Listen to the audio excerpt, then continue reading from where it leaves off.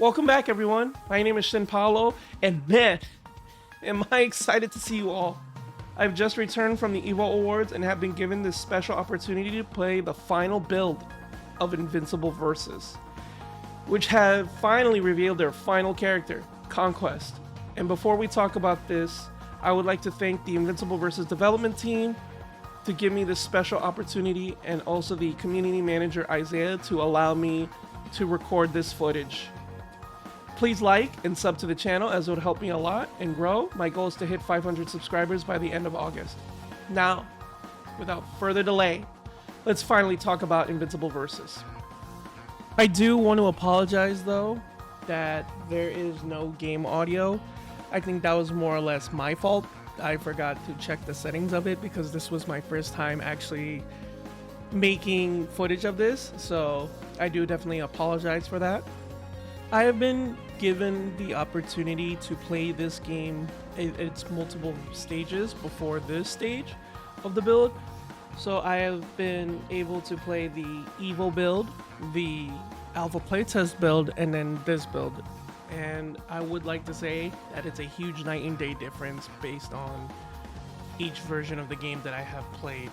One thing that really stands out to me the most about each difference was the ability to move, and in this game being able to freely move and not feel tied down in compared to the Evo build is a huge night and day difference. What do I mean by that? So for example, all the way up to now you couldn't short hop, so your jumps, arcs, and angles are mostly the same, but now in this build you could be able to short hop as a way for you to get in and get out of pressure.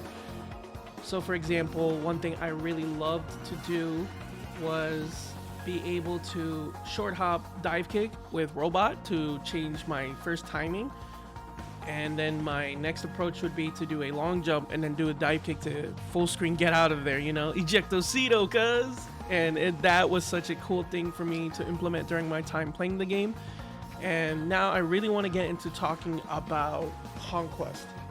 Conquest to me really feels like the spiritual successor of Thunder for multiple reasons. For one, he has multiple ways to get in on his opponents, you know, using a flying uppercut, which is Thunder's Samamish, the Purpose, which is his dash punch, which it's called the move name. The reminds me of Triple Axe. So if he does a string into Purpose, he can be able to, you know, increase the pressure against his opponent, just like how Thunder would do a standing normal into Triple Axe, or stand normal into ankle slicer, etc., etc. But there is a difference between Conquest and Thunder, and the biggest thing that I've noticed is the ability of Vacuum Punch. What I called at the time was his mini Aegis Reflector. So he gets to put this little whirlwind in front of him, right? And if people are spamming projectiles, it's a way for him to negate the projectile and be able to throw it back at him. So if you're fighting characters like Cecil, Robot, Adam Eve, Elemental, etc., they have a game plan of using a lot of projectiles against you. So one way Conquest can really challenge them is be able to use the Vacuum Punch, and if you press it one more time, he'd be able to throw it back at them, which is actually a really cool thing to do as Conquest. And it allows you to actually close the distance, because in Killer Instinct, Thunder really had a problem of closing distance, but Conquest doesn't have that problem. He has really good moves to negate all those problems, and his buttons are actually pretty good. The one thing I did notice during my time playing Conquest was that he doesn't have a crouching low but on his light, but he has it on his medium button. So that's something very important to note. If you are going to play Conquest, or you're interested in playing him, you really want to keep in mind how you route your strings and really try to put the pressure on them, because staggering, this is more of his game plan compared to the rest of the cast that I have noticed during my time playing as him. The assist that I used with Conquest in this footage you're gonna see is I used a lot of Robot and Omni-Man. Reason is because I just felt those two assists work really well with him.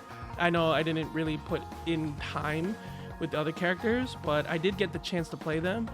But for Conquest, I felt that Robot and Elemental work really, really well with him because it allows them to basically get in for free.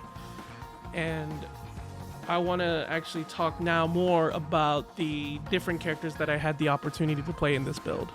Some of the characters that I was able to try during my time with the build were Monster Girl, Elemental, Anissa, and Alan.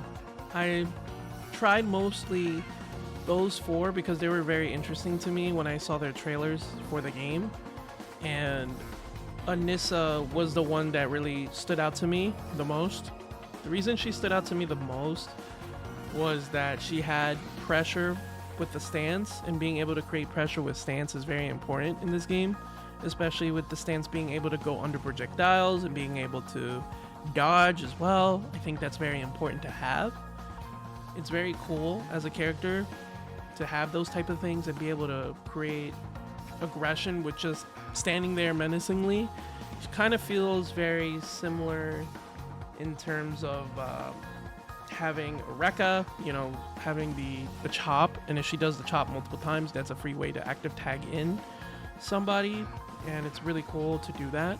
Another character that I did get to try was Alan the Alien. Alan, to me, was interesting in aspect that he is fast. This character is actually a big body, and he's actually very, very fast. The reason that it's so fast was because his ability to have the taunt and be able to do Lariat and then swap out, or you can do Lariat going up and then going down. That's a really cool thing to do if you boost it. And then having those abilities to do that is actually very interesting as a character. Then Elemental, to me, was mostly used for the back assist of the Dormammu Fireball, where it hits twice and it bounces. The first hit will bounce, and then the second hit, it'll hit again. It can bounce also on the ground, so it can hit you low if you refuse to block it or negate it, the first hit, and then if it hits high, it will still bounce. So you can go for like a low with the ball going up, or you can go an overhead and or jump in and go when the ball's going down. So it's actually cool things to think about if you're interested in playing her.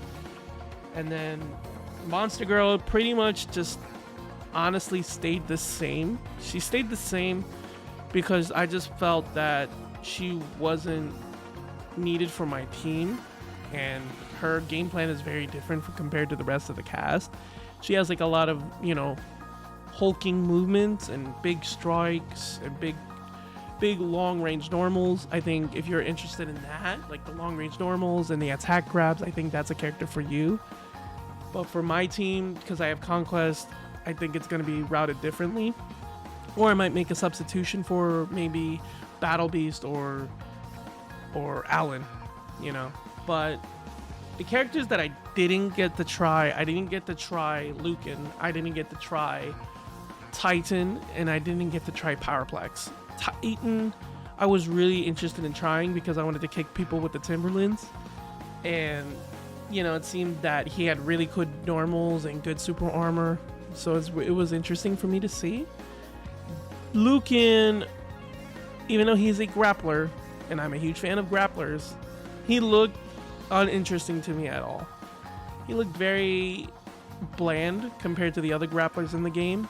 And then Powerplex, I really wanted to try, but I just didn't have the opportunity to try because I was getting called to leave because we were gonna go get food. But Powerplex to me seemed very interesting because he has just frames. From when I was talking to the development team, he has a lot of just frames, and you know, making moves plus or not, and playing the game of chicken with people with your just frames is actually pretty cool. I think that's a very unique aspect approach to the character, and I really wanted to try him. But from what I did notice during my time watching as well, I noticed that there are a lot of character differences, so I'm going to actually get into that now. Some of the changes that really stood out to me the most was Cecil getting changed a lot. The reason I think they had to change Cecil was because he was extremely a strong character in the alpha playtest build. His ability to just keep you out the entire game and lame you out was really strong, and if he had assists like Adam Eve or Robot, and it's just, you're not getting in. Like, that's just the simplest fact I'm gonna put. You are not getting in on him. Like, he has very strong zoning, he has very strong, you know, range that he could play. It was just very hard to get in on him, to say the least. Another character that I did notice getting changed a lot was actually Battle Beast. Battle Beast was another character that was insanely oppressive because his buttons just reached almost everywhere and they were faster than most of the big bodies in the game.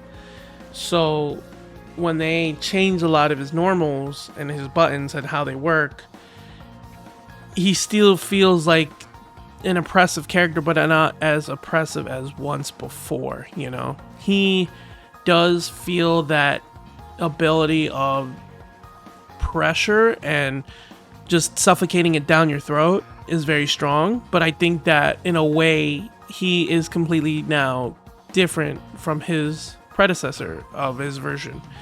And yes, he still has the dick jab, what I call the dick jab, which is his very fast crouching low. And he still has that. He still has pretty good normals and pretty good range, but now he's just a little bit slower. But he does have super armor, so you really want to be mindful of that. His 2H, or his crouching heavy, is a very strong, very strong anti-air button. And they actually improved anti-airs in this game, so you really want to be mindful of that because it's an advancing anti-air, and he can actually bring you from one side of the screen to another, so that's another thing to worry about against a Battle Beast player. And Invincible feels like he got buffed a bit. He feels even faster than before. And then Bulletproof, didn't really get a chance to try him as well. But Rexplode feels more or less the same. He still feels a bit the same because his zoning is still really good, and actually his slide actually hits a little bit farther than before. So if you are a fan of slide, this character could be for you. And I think that wraps up my viewpoint of the game. I really had a huge amount of fun to play this game. I really did like it overall, honestly. It did remind me of the times that I played Killer Instinct when I was younger. It really felt like that spirit has came back, and I really am interested in going in tournaments for this game when it fully releases in April 30th. And I definitely am interested in the rank mode. The rank mode just seems like a step in the right direction in terms of getting people to play online. But if you want to hear me talk about that, I'm definitely willing to talk about that because it's a very interesting video. And I want to say thank you again to the InvincibleVS development team, Mike Willett, John Bautista, Repaul, Rip, to allow me this opportunity to play and show this footage to you guys. And also Isaiah, again, thank you so much for allowing me to give me the permission to make this video. And to you guys, the viewers, to watch this, thank you so much. It really means a lot. And I hope to see you guys on the next one. Until then, stay safe and take care. Bye, guys.